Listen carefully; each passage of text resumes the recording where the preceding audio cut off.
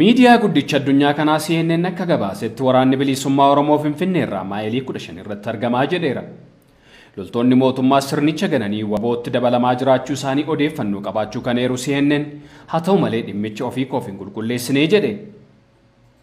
Dubbiimaan idil addunyaa waraana bilisummaa Oromoo Odaa Tarbii roobii darbe miseensonni humna addaa poolisii Oromiyaa 1165 ta'an sirna aangoorra jiru gananii wabootti makamuu ibsanii turan. Waboon kallattii hundaarraa gara Finfinneetti imalaa jiraachuu xumura sirna garboonfataa bulchiinsa Abiy Ahmed yeroo dhiyootti arguuf jiraachuu ibsaniiru. Daily News akka gabaasetti yeroo lolli Itoophiyaa keessaa akka dhaabatuuf waamicha qaama garaagaraarraa dhiyaataa jiru kanatti waraanni bilisummaa Oromoo Finfinnee irraa fageenya kiiloomeetira 25 caalaa irratti argamu ibsuun seensa Finfinneetti dhiyaataa jiras jedhe.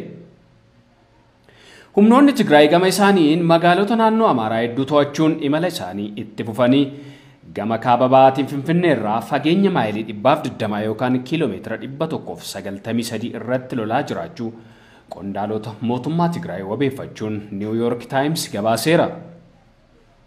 Qondaal New York Times wabeeffate kun addi bilisa baasaa uummata Tigraay bulchiinsa Abiy Ahmediin booda Itoophiyaatti ce'umsi milkaan akka uumamuuf humnoota sirna aangoorra jiruun lolatti jiran 8 waliin tumsa uummachuu ibsaniiru.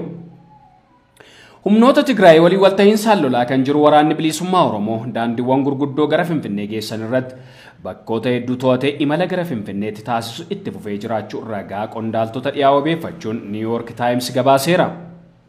Waraanni bilisummaa Oromoo Finfinneetti marsee jiraachuu fi humnoonni Tigraay heddumminaan magaalattiitti dhiyaataa jiraachuun Finfinnee muddama jabaa keessa buusuusaas